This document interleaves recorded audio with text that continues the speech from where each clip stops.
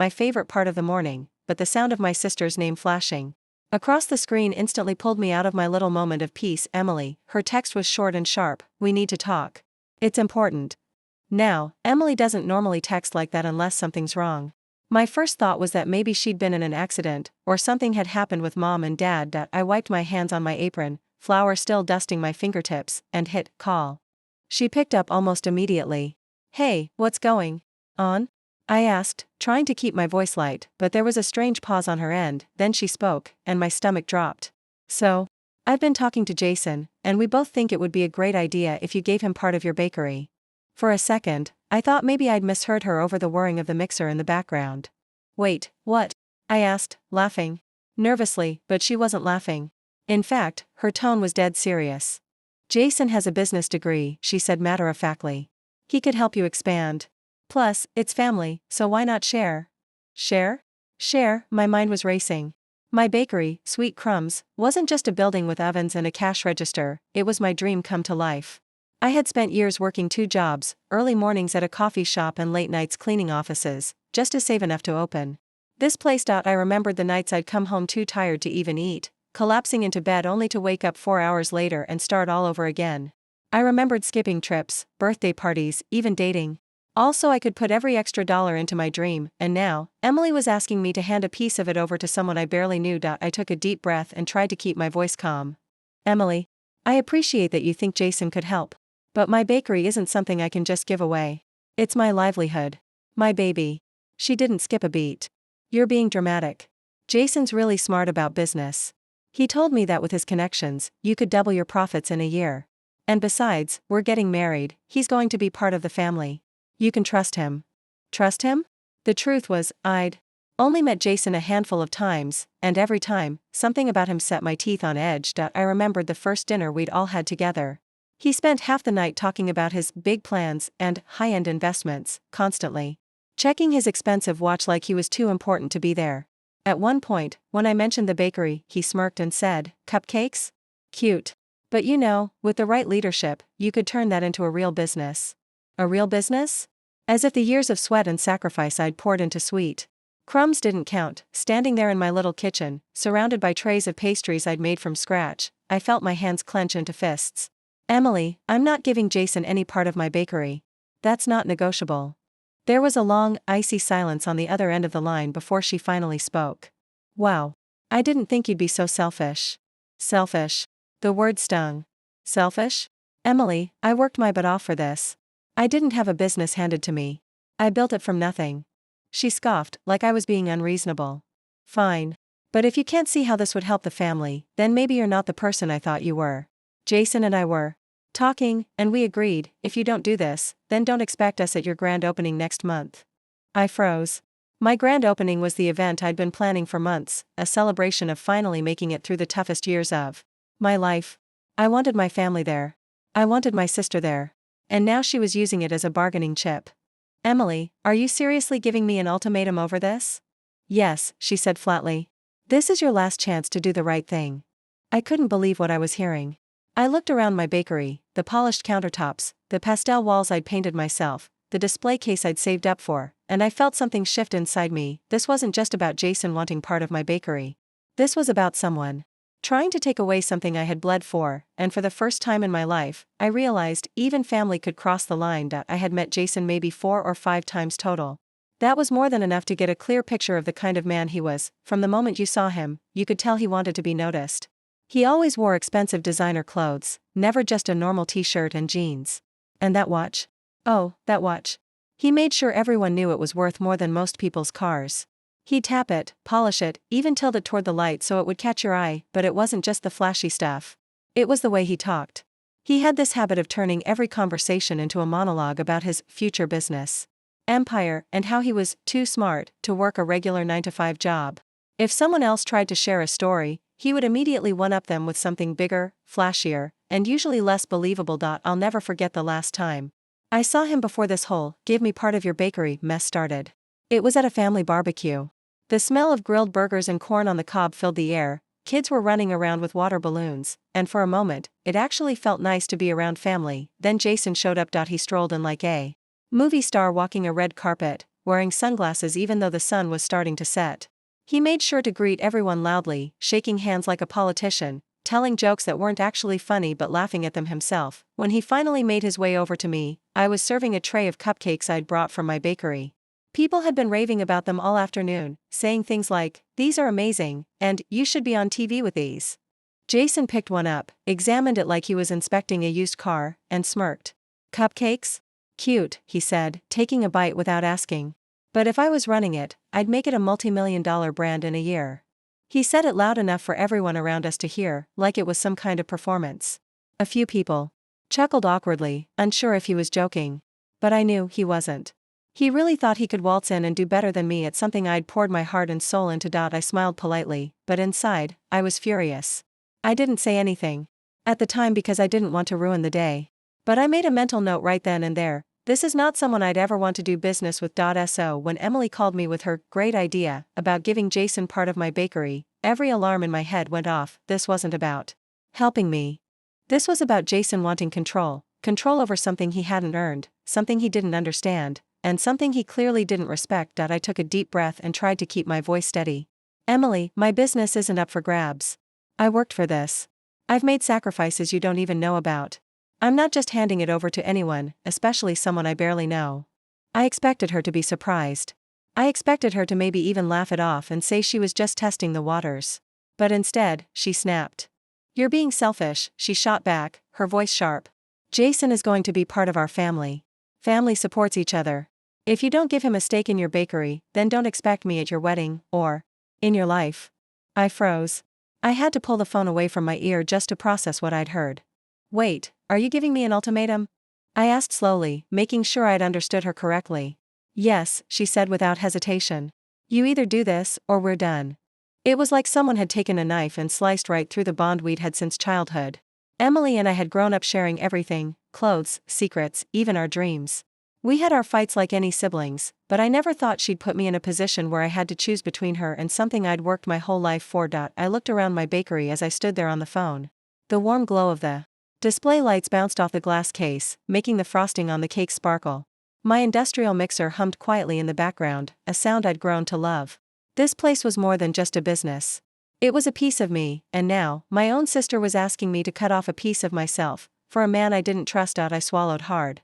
"Emily, I love you, but I'm not giving Jason anything. That's final." Her voice turned cold. "Fine. Don't say I didn't warn you." The call ended with a click, and I just stood there for a long moment, phone still in my hand, heart pounding in my chest. In that silence, I realized something. This wasn't just about Jason being pushy or Emily being unreasonable. This was about manipulation, someone trying to use guilt, family, and emotional pressure to take something they had no right to, and the scariest part, it was working, because it was coming from my own sister.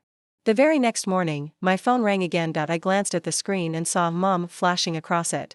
My stomach tightened. I already knew what this was about. I answered with a cautious, "Hi, Mom." Her voice was softer than usual, but there was a strain underneath it. "Honey, your sister's really upset. We talked to her last night, and she feels like you don't trust her. Can't you just give Jason a small percentage of the bakery? Just to keep the peace?" I closed my eyes and pinched the bridge of my nose. "Keep the peace?" I repeated slowly, trying not to yell. "Mom, that's like asking me to give away part of my house just because someone in the family wants it. This bakery is my livelihood. I'm not going to carve it up just to make Jason happy." There was a pause on the other end. I could hear Dad in the background, clearing his throat. He's not the type to jump into arguments, he usually lets Mom handle the talks. But this time, he spoke up. "We raised you to value family over money," he said firmly. That one hit me like a punch to the chest. For a moment, I couldn't even speak. I wasn't choosing money over family. This wasn't about greed, this was about protecting myself from being taken advantage of. I took a deep breath. "Dad, I do value family. But this isn't about money, it's about boundaries. Jason isn't family yet, and even if he were, that doesn't mean I should hand him a piece of my business." But it was like talking to a brick wall. My parents saw it differently. To them, saying no to Emily and Jason meant I was being stubborn and cold. After a tense few minutes, Mom sighed and said, "Well, think about it, okay? Emily's not going to let this go." When I hung up, I just stood there in my kitchen, feeling like the walls were closing in. My family, people who were supposed to support and protect me, were pushing me to give in to something that could ruin me. That night, I was sitting on the couch in my apartment, trying to unwind with a cup of tea, when my phone buzzed again. This time, it was a text from Emily. Last chance. Say yes, or don't bother inviting us to your bakery opening next month. I read it 3 times, my hand tightening around the phone. The bakery opening wasn't just another event, it was the event. I had been dreaming about it for years. It was supposed to be a celebration of finally making it, of all the hard work paying off. I'd already imagined Emily there, smiling and clinking glasses of sparkling cider with me, maybe even helping me cut the ribbon, but now she was using it as a weapon. I set the phone down and just stared at the wall, my mind replaying everything. Emily and I had been through so much together, sleepovers in each other's rooms when we were kids, covering for each other when we got into trouble, late-night talks about our futures. And now, she was threatening to cut me out of her life. Because I wouldn't give her fiancé something he hadn't earned, part of me wanted to give in just to make it all stop. The guilt, the tension, the feeling of being the bad guy in my own family. But deep down, I knew that if I caved now, it would set a dangerous precedent. What would be next? If Jason wanted more later, would Emily demand it again? And what if my parents kept siding with her? I sat there for a long time, torn between the fear of losing my sister and the fear of losing the business I had built from scratch. Finally, I picked up my phone and typed out a reply. Emily, I love you, but my answer is no. This bakery is my work, my sacrifice, my future. I won't give away a piece of it to anyone. If that means you won't be at the opening, then that's your choice. I hovered over the send button. For what felt like forever before finally pressing it, the 3 little dots appeared for a moment. She was typing. Then they disappeared. No reply. The silence that followed was louder than any argument we'd ever had. 2 days passed without a single word from Emily. No calls. No texts. Just silence. I was trying to focus on work, but the tension was eating at me. Every time the doorbell rang or my phone buzzed, I half expected it to be her, ready to start another fight. Then, one afternoon, while I was unpacking a fresh delivery of flour, my phone lit up with a message from my best friend, Megan. It wasn't her usual, "Hey, how's the bakery going?" Text. It was just a single link, and underneath, she'd typed, "You're going to want to see this."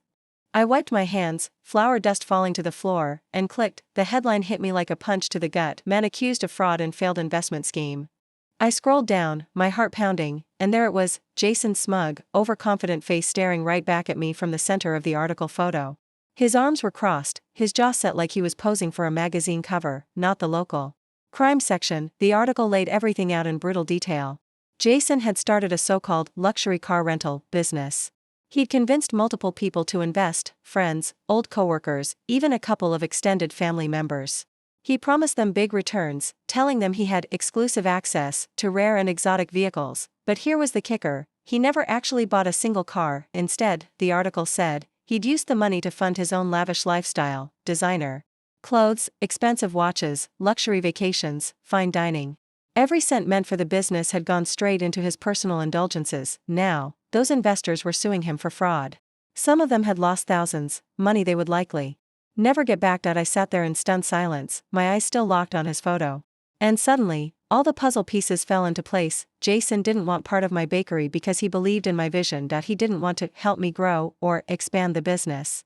He wanted it because it was safe. A debt-free, profitable small business was exactly what he needed, a legitimate asset he could latch onto, control, and drain, just like he'd done with those investors. The more I thought about it, the angrier I got. I had spent years protecting this bakery from bad deals, risky loans, and shady partnerships. And here I was, being made out to be selfish for not handing it over to a man who was literally accused of stealing from people. Without even thinking, I forwarded the article to Emily. No message. No explanation. Just the link. I didn't expect an immediate response, but within 5 minutes, my phone rang. Her voice was shaky, almost breathless. I didn't know, she said quickly. He told me it was all lies. He said the people suing him are just jealous and trying to ruin his reputation. There was a long pause before she continued, her voice dropping even lower. I love him, but I don't know what to believe anymore. I could hear it in her tone, doubt. She wanted to believe him, but deep down, she knew. The flashy clothes, the constant bragging, the way he always had a new big business idea, but never seemed to stick with anything, it was all part of the same pattern. Emily, I said softly but firmly, you asked me to trust him with part of my life's work. I hesitated, searching for the right words. This is why I couldn't. I've spent years building something real. I can't let someone with his track record have a piece of it. She sniffled into the phone, clearly crying now. I thought you were being stubborn. I thought you didn't like him for no reason. But if this is true, her voice trailed off, and for a moment, I almost felt sorry for her. Almost, because as much as she was a victim in her own way, she had been willing to throw me under the bus for him. She had been willing to use guilt, family pressure, and emotional threats to get me to hand over something I had bled for. I'm not going to say, "I told you so," I said quietly. But Emily, you have to open your eyes. You can't build a life with someone who takes from everyone around him. There was another long silence. Then, she whispered, "I need to go." And just like that, the line went dead. I sat there for a while, staring at my phone, my chest heavy. I didn't know what Emily would do with this information. Would she confront him? Would she believe his excuses? Would she walk away? But one thing was crystal clear: I had made the right choice. If I had given in to her demands, my bakery, the one thing in my life I had complete control over, might have become Jason's next failed investment scheme. And that thought alone made me shiver. A week later, the big day finally arrived, the grand reopening of Sweet Crumbs, after months of renovations, fresh paint on the walls, new display cases, and an updated menu. The bakery looked better than I had ever dreamed. The soft glow of the hanging lights made the pastel colors pop, and the air smelled like a perfect blend of vanilla, chocolate, and fresh-baked bread. I arrived early that morning to make sure every detail was perfect. Balloons swayed gently outside the front door, tied to a welcome sign that read, "Grand Reopening, come celebrate with us." Friends came early to help me set up extra tables and arrange pastries on the display stands. By the time we opened the doors, a small crowd had already gathered outside. The first rush was incredible. Loyal customers I hadn't seen in weeks poured in, along with curious neighbors and a few new faces.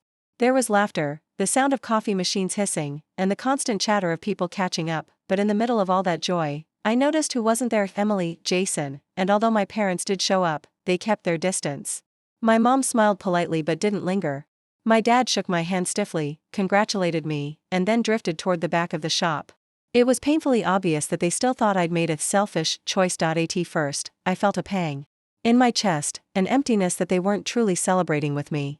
But then, as I stood behind the counter and handed a frosted cupcake to a little girl whose eyes lit up like it was Christmas morning, something shifted inside me. In that moment, I understood something I wish I'd learned years ago: protecting what you've worked for doesn't make you selfish, it makes you wise. I could have given in.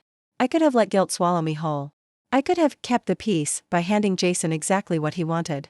It would have been the easier path in the short term: no fights, no cold shoulders, no ultimatums. But the long-term cost? That would have been far greater. If Jason had gotten his hands on my bakery, who knows what would have happened? Given what I'd learned about his history, I had no doubt it would have ended in disaster: my name ruined, my customers gone, and my dream crushed. Instead, I had chosen to stand my ground. And because of that, I was here today, surrounded by the people who truly supported me. As the day went on, the bakery buzzed with energy. Megan stopped by with flowers, saying she was proud of me for sticking to my guns. Customers left with boxes of cupcakes, cookies, and slices of my signature cheesecake, promising to tell their friends about the new and improved Sweet Crumbs. By closing time, I was exhausted but happy. My feet ached, my voice was hoarse from talking all day, and my apron was dusted with flour, but I had never felt more certain that I'd made the right choice. Weeks later, my phone rang. I almost didn't answer when I saw Emily's name on the screen, but curiosity got the better of me. "Hi," I said cautiously. Her voice was softer than I'd heard in months. "I just wanted to tell you that Jason and I aren't together anymore," she said. "I ended the engagement." For a moment, I didn't know what to say. Part of me wanted to ask what finally opened her eyes, but I held my tongue. She continued, "I guess I should have listened to you. I thought he was different. I thought he cared about me, but it turns out he cared more about what I could give him." There was a pause. She didn't apologize, not directly, but there was something in her voice I hadn't heard before. "Regret." "Emily," I said gently, "I'm sorry you had to go through that. I really am." She didn't bring up the bakery. She didn't try to justify her demands. And in a way, that silence said more than an apology ever could. That call stayed with me for days. Not because I felt vindicated, but because it reminded me of an important truth: sometimes, the hardest thing in life is saying no. It's especially hard when it's family. We're taught to sacrifice for them, to compromise, to bend so we don't break the relationship. But sometimes, bending too far means breaking yourself instead, and that's not a price worth paying. If saying no means protecting your dreams, your hard work, and your future, then it's worth every ounce of courage you can muster, because at the end of the day, people can walk away, relationships can change, and family can disappoint you, but the one thing you can't replace is your own self-respect and standing There in my bakery that night, locking the door after another successful day, I knew I'd made the right choice.